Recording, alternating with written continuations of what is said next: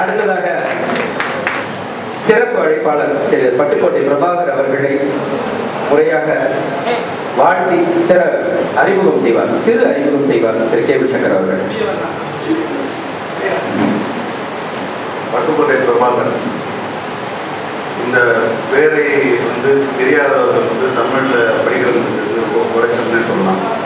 எப்படி ஒரு காலத்தில் சுஜாதாவுக்கு அப்புறம் வெகுஜன எழுத்துக்கள் மூலமாக நிறைய பேரை சென்றடைந்த ஒரு மிகச்சிறந்த எழுத்தாளர், சுவாரஸ்யமான சிறுகதைகளுக்கான மூலம் கொண்டவர். நிறைய நாவல்கள், ஒரு தொட்டால் தொடரும், அப்புறம் சுந்தரகுமாரம், இந்த மாதிரி நிறைய நாவல்கள், நிறைய மெய்யேஜி கேரக்டரை பற்றி உங்களுக்குலாம் நான் சொல்லி தெரிய வேண்டிய தேவையில்லை, எல்லாருக்குமே தெரியும். சாரி சார், பரத்னா என்னுடைய தப்பு தான், மன்னிக்கணும். அது மட்டும் இல்லாமல் அவர்கிட்ட ஒரு விஷயம் என்னன்னா, நம்ம பிளாக்ஸ் எல்லாத்தையுமே அவர் படிச்சுட்டு இருக்காரு. அது எப்படி தெரியும்னா, ஒரு நாளைக்கு இவர்கிட்ட எனக்கு ஒரு கால் வந்துச்சு.